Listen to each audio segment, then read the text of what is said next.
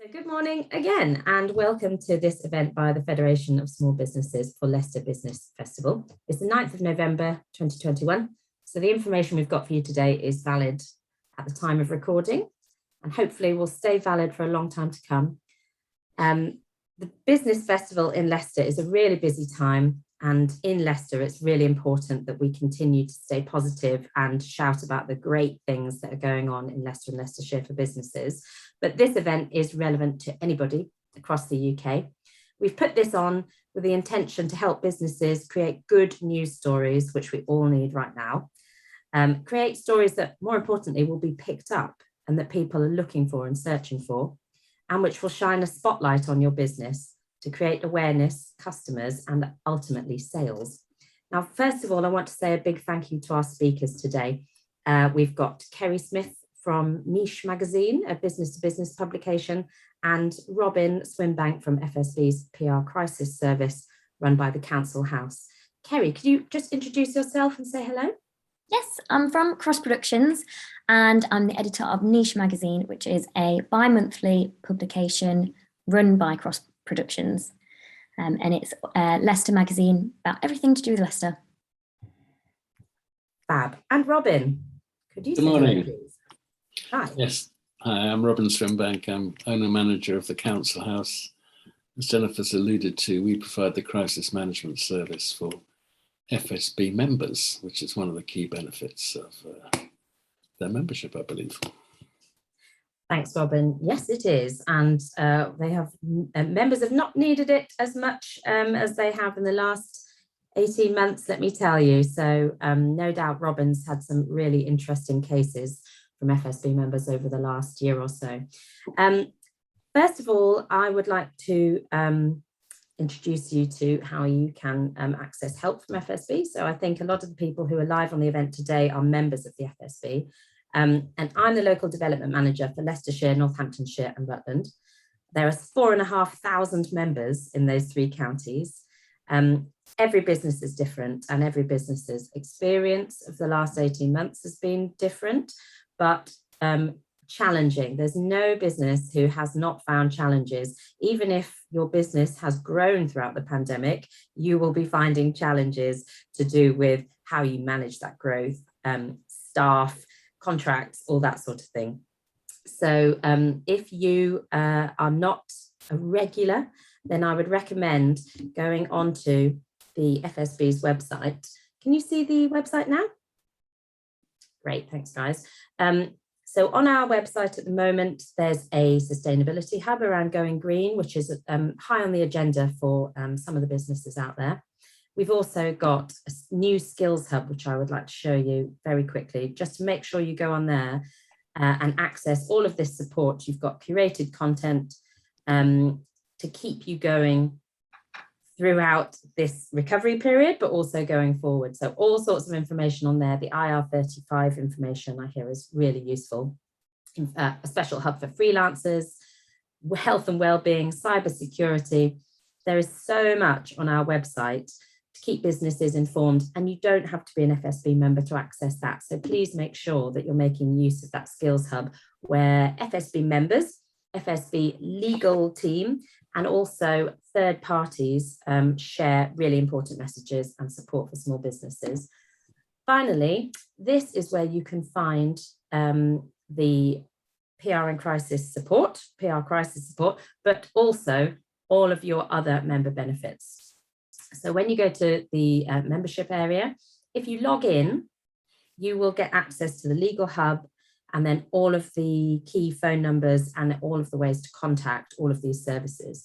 So if you're an FSB member, don't forget the legal protection scheme is absolutely invaluable and ideally would pay for your membership straight away if you use the documents, the templates, the legal advice, speaking to a solicitor, and it's all designed for parity to make things fairer between small and large businesses. So we've got the PR crisis management here, and this is where Robin is able to help you. FSB Care, to get access to healthcare and a nurse practitioner, health and safety advice, which has never been more important over COVID, Employment protection, again, very important to be able to be keeping on the right side of employment regulations at the moment. So if you've got any questions throughout the event, please don't forget to use the Q&A, and I'll be picking those up. And I would like to pass on to our first speaker, Robin. Thank you very much, Jennifer. Let me see if I can start sharing my screen with you. I hope you can see that. Certainly can, yes. I'll begin the presentation then. Well, I want to talk today about why and how to use public relations to promote your business, but also how to protect the business if bad news arises or you're faced with a crisis. Why should a business use PR in the first place? Well, the bottom line is businesses that are good at PR tend to be very good businesses. It's as simple as that. This is because PR can be used to make your business interesting and attractive to existing and potential customers. It's also a relatively low-cost marketing exercise. And actually, a marketing discipline, if you're very clever, you can execute yourself. You don't need to be a well-resourced business to employ a PR agency or a freelancer. You can actually do it yourself if you're very clever, and it's very low cost. PR seeks to obtain independent comment and third-party endorsement of your products and services, and this is its sort of unique aspect in terms of the marketing mix. And it can raise your profile, and the bottom line is it can drive sales, and I'll demonstrate that in the case study later on in the presentation. I would argue that a restaurant is best served, for example, a restaurant is better served by a good review in a local newspaper as opposed to advertising. And likewise, if you're a local firm of solicitors, you're better served by a considered article in an original business magazine than you are by advertising. Now, I am not suggesting, I'm not dissing advertising or direct marketing, quite the contrary. You should add PR into your marketing mix. I'm a marketeer, and I will always say, use all these disciplines, but understand how you can integrate PR into really enhancing what you do in the marketing mix. And the reason for this is PR can create what I call the pull rather than the push of other marketing disciplines. It overcomes the "we are wonderful, buy me" approach and seeks to get independent comment, independent views about your business and the product offerings you have. And that is its unique charm. Kerry kindly sent me some examples earlier of local PR stories in Niche magazine that really endorse that view. And actually, if you have time later, I'd really recommend you go on Niche magazine's website today, because there are some really good examples there of how businesses are promoting themselves. I think Leicester Cricket Club's got a great story on there, as well as local colleges, restaurants. Have a look at that and see what I mean about that third-party endorsement mix. PR plays a role across the whole of the AIDA principle. AIDA is an acronym or a mnemonic, if you like, based on the Verdi opera AIDA, that explains the journey you need to take your customers through to deliver sales. The priority is obviously to create awareness. Unless they're aware of you or your products and services, you can't even begin to market. So that is the absolute focus, prime focus of marketing. But the added mix is you then need to generate interest, desire in your marketplace to draw people to your services that will create action, i.e. to create inquiries and sales. That's the bottom line of what we're trying to do. But I'd also add in the AIDA principle that PR provides the added sparkle, which is trust. It is so important for many businesses to develop trust in the marketplace that will bring the pull rather than the push to them. And that is particularly important, funnily enough, if you're operating in a business-to-business environment rather than a consumer environment. So if you're a law firm selling to other businesses, that trust element is absolutely critical in the whole equation. Also, I'd really emphasize it's very important to do PR in the style and the tone that is appropriate to your business, which is why I've put Richard Branson up here. To some people, he might be Marmite, but whatever he is to you, he is a tremendous self-publicist. And the publicity drives he he focuses on are really endorsing the Virgin brand. And he can make it work across a number of market sectors, be it airlines, broadcasting, gyms, or whatever. Now, the style and tone of what he does is absolutely fine for the Virgin brand, and it relates it really well. But you should think about how you should execute PR that will help create that awareness, but also the trust in the marketplace that you want. So it's very important to understand, are you operating as a consumer business that's selling to consumers directly, and therefore maybe look to the Richard Branson model? Or are you a business-to-business firm and therefore looking for a more sonorous, authoritative tone with perhaps more gravitas about it? And that's how you should execute your PR. How do you go around creating PR stories? Well, any business has got stories to tell. I mean, obviously new products and services are going to be interesting to the marketplace. If you win a new contract, you've won a business award. All of these things are interesting to the outside world, and you should be telling these stories. But you can create your own stories as well. Market commentary, I think, is a really good device. I mean, you could be, say in Leicester, you could be a local hairdressing firm. Can you talk about what are the trends that are going on? What is different about the tastes and attitudes of Leicester consumers in terms of hairdressing? That's a great little story to the local newspaper or local radio station, and you should tell them about it. You can produce surveys, market reports, thought pieces. All of these materials actually are very powerful tools in direct marketing, but also very useful to use in PR as well. But social media is providing the most wonderful opportunities for you. Don't forget, you can tell a journalist a story by email, by phone, by issuing press releases and so forth. But there's a bloody good, excuse my French, there's a very good way of communicating with the media by actually connecting with them on social media. You should, if you look at your local media, if you're a law firm, find out who the business editor is on the local Mercury. Connect with them on LinkedIn, connect with them on Twitter, follow them, comment about them, and so forth. And you can create a dialogue with them that one, they'll appreciate, and two, gives you opportunities to tell stories to them. And that's the big opportunity for you that you should capitalize on.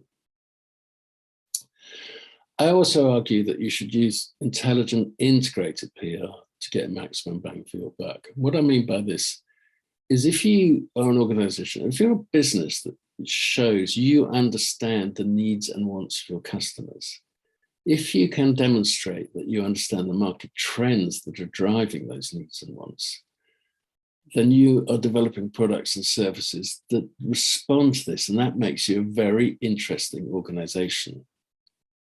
It's based on the principle that if you talk about the marketplace will talk about you, and it's a very powerful way of communicating to the outside world.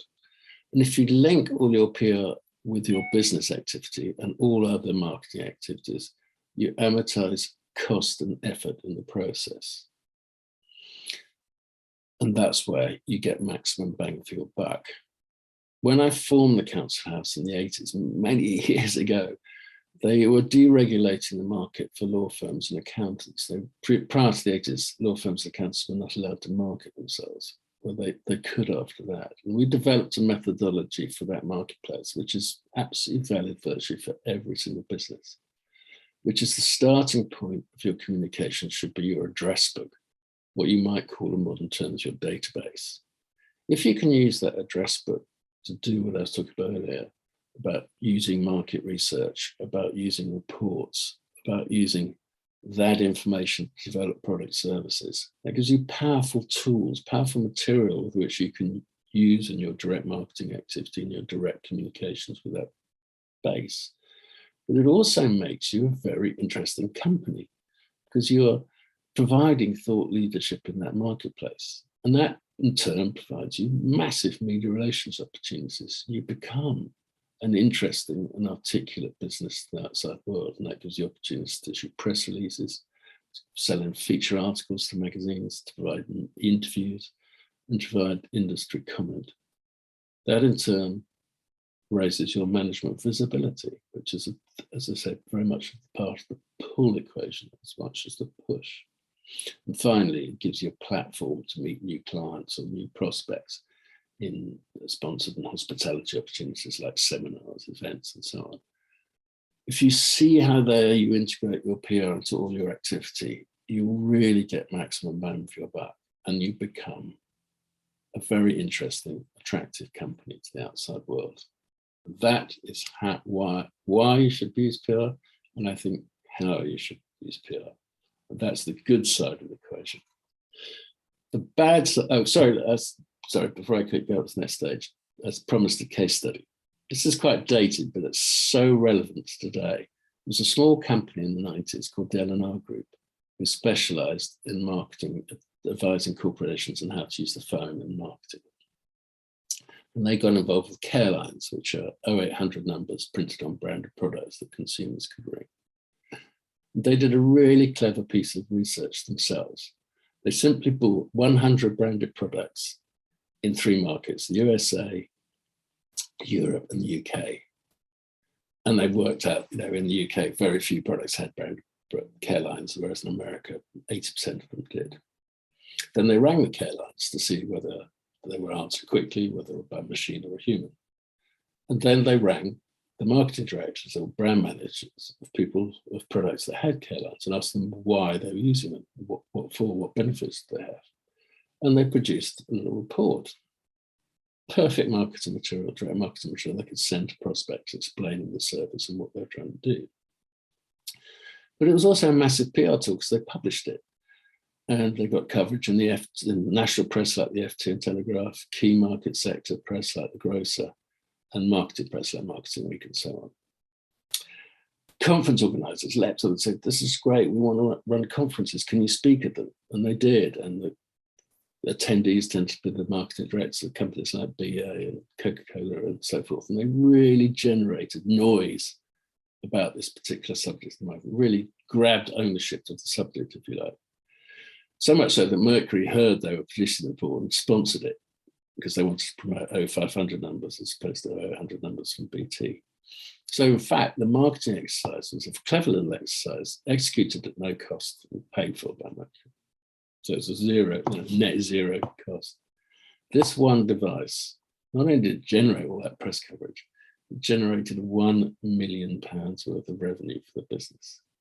Why it's so relevant today, the past, is can you imagine how much noise they could have made about this report if they had Twitter and LinkedIn and all the other social media platforms available to them?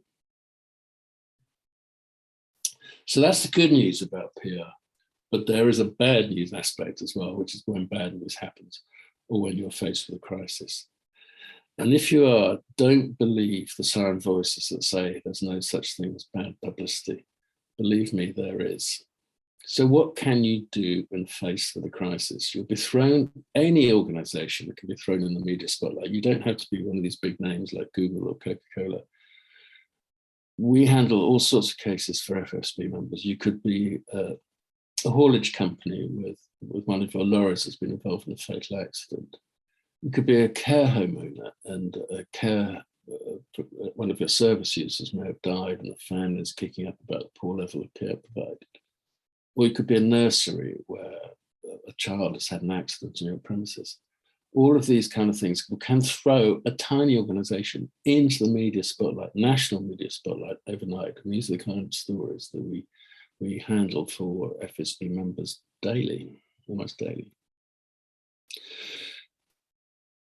So you've really got to understand that if you're in that position, really bad things happen very quickly. People can boycott you and your service and your products. You might have damaged trade relations. So if you sell to retailers, they might lose confidence in you. Your financial backers might begin to become wary of supporting you. Your staff might have very low morale. It might be actually quite difficult to recruit during this period. Licensed operators might begin by asking you to close your business or withdrawing your license to operate. But all of these things have a knock-on effect. They tend to add on and add on and add on. And if not properly managed, a crisis really can be terminal for a business. So it's quite important to understand how you should respond should bad news, should a crisis arrive in your business. 5 key strategies that we advise all our clients to have are this. Be prepared, obviously. Any business should have a crisis management plan. This is not a manual. This is like a 1, 2, 3-page document at most, which outlines the steps the business is going to take should a crisis arrive. So you feel confident that you're going to take the steps that will protect your business during the process. And the plan will provide that. And in the first instance of a crisis arrival, we always advise clients to rely on the written word. Use holding statements to issue to the press reactively as the questions arise, as the media inquiries grow. It's absolutely vital that you don't say no comment or avoid questioning altogether. But the charm of a holding statement is it does make you look responsive, it does make you look accessible, but it avoids the need for you to get involved with Q&A sessions with journalists. You've given them your aspect of the story, well considered, with a very articulate press release, and that will keep them at bay in the short term. And that's absolutely the first step in terms of protecting your reputation. Because it makes you look accessible, transparent, and honest, and that's qualities you should demonstrate at every stage of a crisis. It's absolutely vital that you do. It also shows that you're proactive. Even in the holding statement, you can say, what actions are you cooperating with any external investigations? Are you changing your policies and procedures as a result of the incident, the crisis? What are you doing to resolve the issue? You can actually articulate that in holding statements and in the written word. And finally, always use common sense and vision. A crisis is not a time for tricks and new ways of doing things. The vision is this: how do you get to be in a better place after the crisis is finished than before it arose? The crisis is both a threat and an opportunity. And if well managed, a crisis can be turned into an opportunity. And that's the strategy you should adopt. And as I mentioned earlier, as Jennifer mentioned earlier, if you are an FSB member, the good news is you can get hold of me in a crisis. It's on, as Jennifer said, the website. Do use your service, do use the service. And the plus side is that it's underwritten. My service provided for you free of charge up to a certain limit, but certainly free of charge at the outset. And we're here to help you through that crisis. Anyway, I hope you found that interesting and illuminating. Do get in touch if you need me. In the chat, if you want to take this conversation offline, we can exchange contact details or whatever, and there are questions, opportunities later. Anyway, I hope you found that useful. Thank you very much. Thank you, Robin. How to turn a crisis into an opportunity rather than a disaster. That's something which Robin and I have been talking about in the preparation for this event. I think that's so important, not just about how to avoid it being a disaster, how to actually turn it into an opportunity. So fascinating stuff. I'm going to move now to Kerry Smith. Talking of good PR, Kerry is on her way to a National Business Awards. So thank you, Kerry, for taking the time to just stop in the office a bit longer. If we move to you now, we're all looking forward to hearing from your perspective as a journalist and now an editor of a business magazine, what your advice is for those here. Lovely. So, can you see this screen? I can, yes. You might want to put it on full slide screen, or you can leave it like that. Okay, there we go. There we go. So, hello everyone, I'm Kerry from Cross Productions, and I'm going to talk a bit more about local media and how to get coverage in local media. So sorry for the cheesy transitions, but I just had to put a magazine sort of page turner in there. So Cross Productions is a local Leicester company doing marketing, and they run Niche Magazine as well as some other titles. I'm the editor for Niche Magazine, and I've worked in PR and for places like Leicester Mercury, done some freelance reporting and things like that. So hopefully I can follow on from Robin's fantastic presentation there with the other side of PR as somebody who receives all the press releases and that kind of thing. So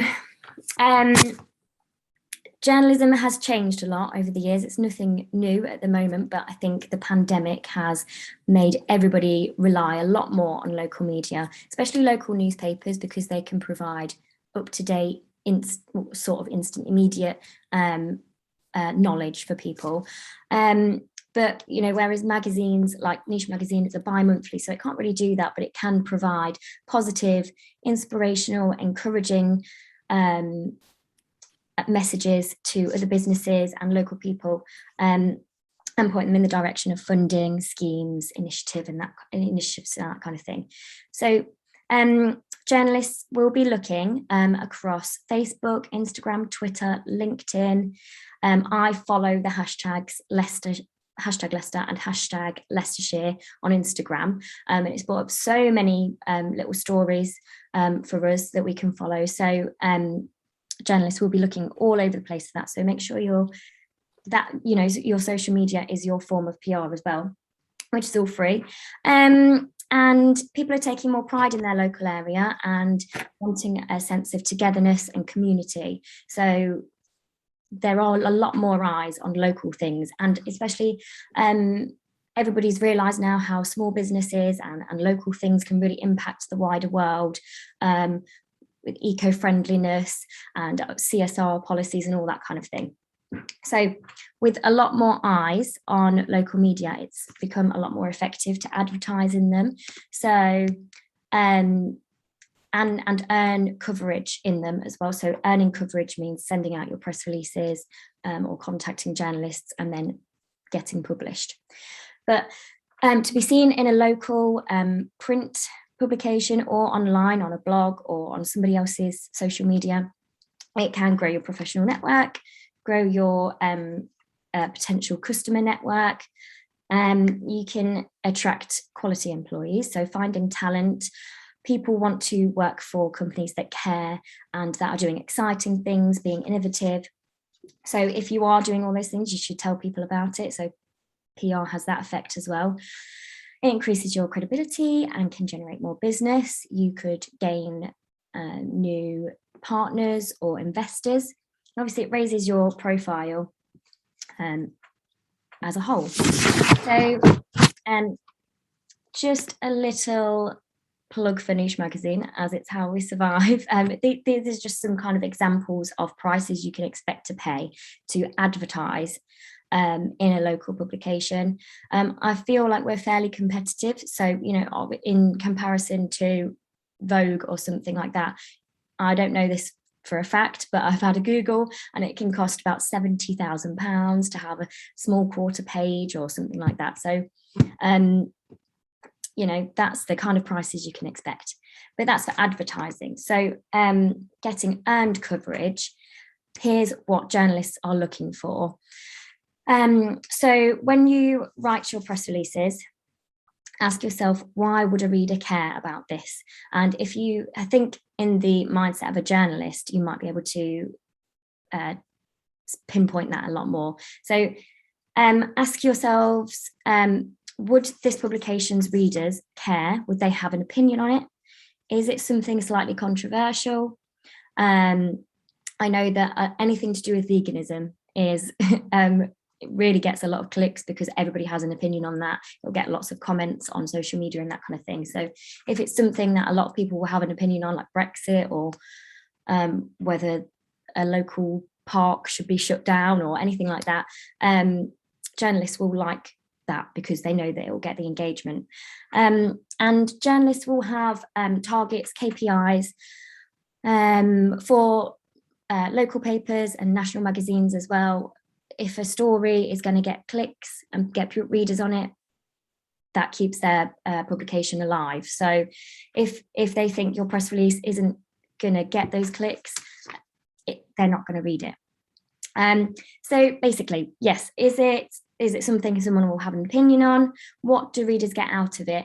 Will they get information? So a press release, a story, an article should inform, entertain, inspire, or educate.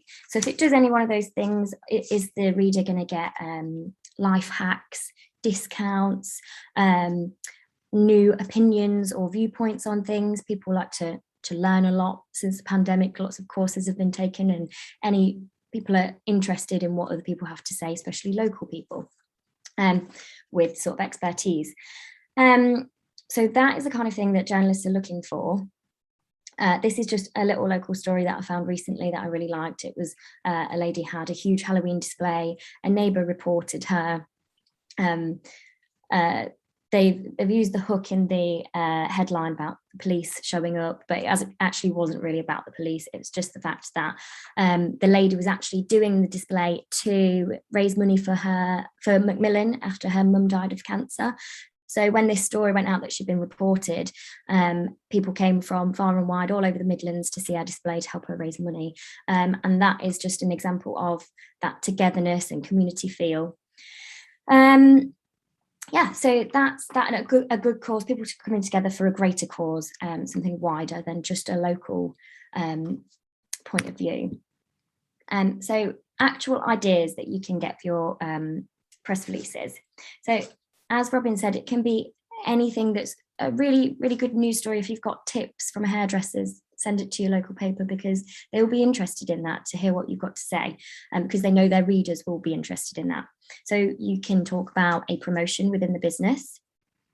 Also, it's important to know, if you're writing a press release, stick to the one subject. Don't bombard the journalist with a lot of different points. So promotion within the business, a significant investment that you've made, or an investment that's been made into your business. Research, if you've carried out a survey and want to share the results, or if you've funded a different company to do some research on your behalf, share those results.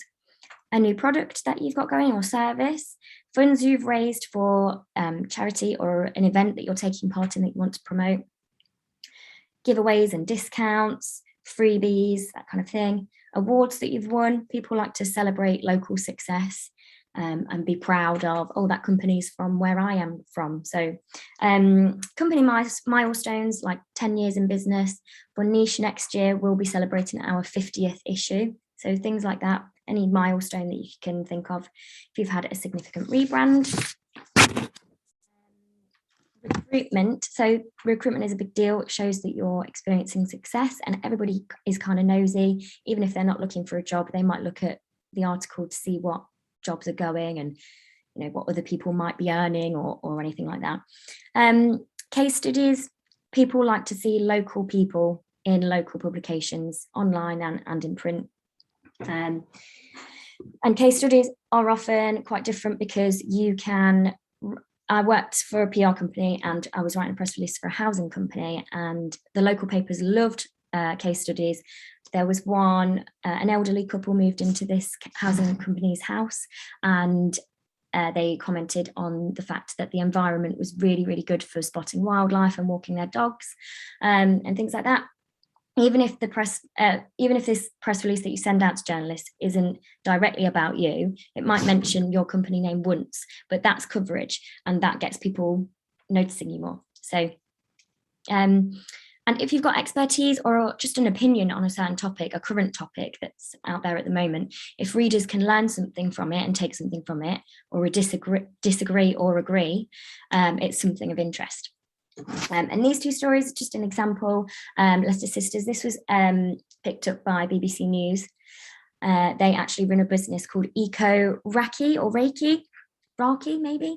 So they've done really well at getting some good PR out there, because that's an example of a story of informing readers of how to be more sustainable, and bringing people together as well with Diwali, a festival holiday sort of thing like that. So that was a really good one, and these are both recent as well. And Phoenix, the Phoenix building, first look pieces always do really well, with lots of pictures. People are very nosy, and this is a story that's been going on for a long time. People have known that this building's going to be revamped and changed up and everything, so it will be of interest. So I can imagine that got a lot of clicks on that one. And all these different topics, don't feel overwhelmed, because if your press release shouldn't be very long. If it's over 300 words, you're probably waffling. You can generally get any topic into 300 words, all the key information. And if you feel like you need to go over that, a journalist will contact you and ask you more questions. So how to write your press releases. So you can Google the inverted pyramid or inverted triangle on writing a press release, and Google will come up with all of these different bits of information on it. It's just the standard practice for how to write a press release. The key thing is, as a general overall, before we get into that, is to tell and don't sell. So if you've got a new product, explain that it has X, Y, Z functions or what have you, as opposed to this is the best product on the market, because you'll need to give evidence for that. So if you've created the best pushchair in the world and it's going to change parents' lives, that's great, but you need to have evidence for that and provide, has somebody said that it's life-changing? If so, use a quote. Generally, people don't really care that you're the best in your industry unless you can prove it. So talk about the focused point. Don't try to show off about your company too much, just explain what is going on. And it's the same if you think you're the best salon in the industry. Why is that? Have you won an award to say that? Who claims this? Are there some statistics to go with that? And then, so we'll get to the headline. So it's at the top of the pyramid. Don't be clever with it. Don't try and use a pun. Just explain exactly what the press release is about. If a journalist has to guess what it's about, or if they have to read the whole press release to find out what it's about, well, they just won't. So you have to just explain it, get it all in that headline. It doesn't matter if it's 2 or maybe even 3, possibly 3 lines long. Just make sure you're getting all the information in there. The intro / lead. All journalists are different. Obviously, I really like to see just one sentence as the first paragraph. I like to see all the paragraphs as just 1 or 2 sentences. So in the first sentence, you should aim to get as many as the W's in there as possible. So who, what, why, when, where, and how. Maybe leave that, maybe bring that in a bit later on. But every sentence should add a little bit more information again and again and again. So you should make it as easy as possible for the journalist to just pick and take the key points from your press release. Say you've sent it just before they're about to go to print and they've got one tiny little space left. They should be able to just cut 250 words of your press release and still be able to use that first 50 words with all the information in it. And that's still coverage, even if it's tiny. So then if you have it, so each sentence should provide a bit more information as you go along. Include a relevant quote from somebody relevant, so the CEO, a partner, a client, an eyewitness, or anything like that. And quotes should only express opinion or feeling. They should not introduce any information. That should be in the main body. And make your quotes stand out. They're usually a little bit lower down the triangle, down the pyramid. And usually in italics, so a journalist can just see it straight away. Again, if it's more than 300 words, you're probably waffling, so to keep it to a minimum. And then use the boiler point, which is at the end, sort of the notes to editors. Boiler point is where you can show off about your business. So in your main article, don't write about the fact that you won an award 3 years ago when this is a press release about the money you've raised for charity, because it's just not relevant. Use the boiler point to show off anything about that and explain about your business. And then all of this creates sort of oven ready copy that a journalist can copy and paste. But don't be offended if they rewrite your press release. In fact, you should expect them to, because if the journalist doesn't know that you've not sent that press release to 50 other publications or even just 3 publications, because if everybody uses the exact same copy for SEO purposes, Google will de-rank you, put you lower down in the rankings. And if everybody uses the same copy, it's not of value to readers because everybody's saying the same thing. So they will re-angle it slightly, even if it's just the first couple of paragraphs.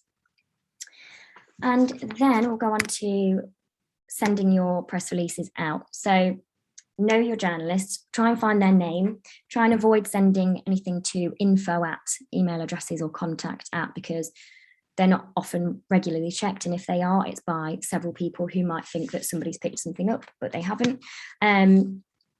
Keep it relevant. So if, like we use the pushchair example, if you send that press release to a sports magazine, they're not going to use it because it's not of interest to their readers unless you can attach that pushchair to a bike or something. For niche, we wouldn't publish that unless it had a Leicester link to it. Say there was a specific discount for people from Leicester, or the people who made it were from Leicester. Give journalists a call. They're often as afraid of you as you are of them. Give them a call, ask them what features they're working on next for their next issue, or ask them if there's a concern, a topic that they're concerned about lately, so you know what kind of things. And it's that building that relationship. There are lots of press releases I get from email addresses and certainly names who I know are just going to be dragged and dropped straight into my press release folder to never see the light of day again, because they don't know what niche is or where it's based. So I know that it's not going to be relevant. You don't want to get that kind of reputation. Ask what they'd like to receive. Chase but don't hassle. A journalist might have saved your press release for a more relevant time to them, or they might have missed it. So following up with another email to check if they've received it is good, but just don't hassle them, don't go overboard. And then build your brand as well. So get testimonials, reviews, interact with your customers on social media. All of this is PR and backs up who you are. So as much as it's important as it is for you to know the journalist, it's important for them to know you as well. And then before you press send, just use the subject line. I'm just going to go forward a slide because this is a really good example from Fiona at Curve, the theatre. I asked her if I could use this and she said yes. She sends really good press releases. She's used the subject line here at the top, says press release. So I know instantly that it's press release. And if I'm looking for something, if I'm struggling to find content, I can find this easily. Oh, there's a press release. There's the headline. It is what it is. And then she's just used a few sentences to explain, to summarize what's in the press release. So that's a really, really good example. She's attached a photo. And that's it. I can just upload that straight away to our website or print it. And then personalize your email. Try to say, hello, journalist's name. You can mention what you've seen in their publication before to show that you really do know the publication. And I always take notice of those ones a lot more because it feels like it's not just been sent out to 50 other places. And then make it easy to read. So as with Fiona's, it's just a few lines long. You don't need to put a huge pitch. Fiona doesn't do this, but I know that a lot of other places will copy and paste the whole press release into the body of the email as well, which is quite good because then journalists don't have to waste time opening a document. They can just scan it quickly in the email. Provide images. It's really important. I get so many press releases that don't have images attached to them, or a Dropbox links, or a WeTransfer link. If you don't share a picture with them, it's less likely that your story is going to be used and taken seriously. So yeah, it's really, really good to attach a picture, something that's easily accessible as well, like WeTransfer or Dropbox. And then let's get past that one. So as an overview, these are just some local publications about Leicester, Pucker, Niche, Countryside Levy, all those kind of things, who are really, really keen to get local news out there. So just to recap, press releases create brand awareness and coverage. That's why you should be sending them out. Advertising in local publication also builds trust. If a publication wants to feature your advert in their magazine or online, that's great. Write about things that people will care about. Make sure they inspire, inform, educate, or entertain. Use the inverted triangle. Just do a Google for that to write your press release as your structure. Build relationships with journalists and make your email matter. And that's everything about how to get into local media. So thank you. Brilliant. Thank you so much, Kerry. That was full of information. I'm so glad that we're recording this. I'm sure people have taken lots of notes. Now, we've got a little bit of time for questions. I will end the recording so that people can ask questions freely, but a couple of things.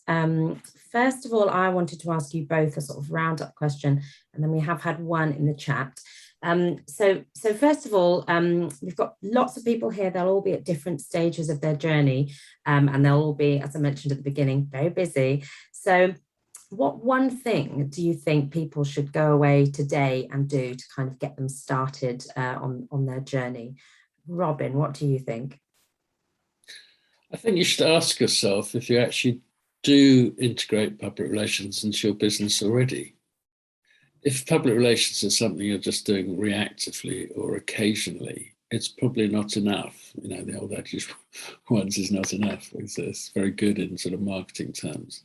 So just, you know, if you're a sole trader, just ask yourself that. But if you've an organisation of any size, ask your colleagues, what are we doing about public relations? How are we making it absolutely central to what we do? Yeah. Thank you. And Kerry? Yeah, I would say go and write a press release and make the time today to set out half an hour just to write something down. It doesn't matter if it's perfect or not. Stick it on Grammarly for any amendments. If the story is of interest to a journalist, it doesn't matter if it's completely not perfect. They'll contact you if they want to use it. So fab, thank you, Kerry. I think that's so important as well, as diarising this stuff. And I think it's so easy for us perhaps to do a really nice LinkedIn post and then go away and forget all about it. And actually, if you've taken the time, maybe you could turn that LinkedIn post into Facebook, Twitter, a press release, and just make sure that you're kind of juicing it for all it's worth. So, but absolutely putting that in your calendar and asking yourself, when am I doing this? And then taking the time to do it. Thank you, Kerry. We had one question as well, which, Kerry, you did say this, but in terms of literally how you would do it, how do you find the names and contact details of those journalists that you would want to contact? Most publications will have a page somewhere on the website to say their personal emails and everything. Niche Magazine does, I know Leicester Mercury does. Sometimes it's not as easy to find, but it will be on there. And once you've found their names, you should follow them on Twitter, interact with them, comment, share their posts, DM them, all that kind of thing. They will be on their websites somewhere. Thank you. And actually, there's another question about, you did mention not to hassle journalists, but what can you do if you don't get a response to your email and press release? Call them. It's sometimes you won't always get through to a journalist and you can leave a message, but at least somebody will say to them, Jennifer Thomas called you earlier, and that name is in your head. And when you see their email come through again, when you follow up and say, I'm just checking to see if you've got this press release, you know, they will. And sometimes journalists don't have time to even reply to you to let you know that they've used your press release. So just keep checking their websites, their blogs, their publications, their social media, because they might have used it and they've not had the time to tell you. Okay, lovely, thank you. If anybody has any further questions, feel free to put them in the Q&A, or I'll try and keep an eye on the chat as well. Now, before we finish the recording, I just want to say a big thank you to Kerry and Robin for taking time out of your busy schedules. I mentioned that Kerry is going off to a business awards, and we actually have another event for Leicester Business Festival coming up on raising your profile through business awards. So it very much follows on from this one. So if you're interested in finding out a bit more about how you can use business awards as a good PR story, regardless of whether you win or not, you know, how you can actually create PR out of the very fact you're even involved, then do join us for the next one. Also, before I end the recording, I did show you the Skills Hub at the beginning. On that Skills Hub on the FSB website, you will find a section called On-Demand Webinars. And on there, if you've enjoyed sitting and taking all of this in today, you can go on there and find a large number of other recorded events that FSB have done that we're adding to all the time. And of course, you can book onto any other FSB event when you're on our website as well. So we'll end the recording here. Thank you so much for everybody who's joined today. You can still stay on and ask any more questions, but we will finish this recording and then share it afterwards. Thanks so much, and see you at the next one.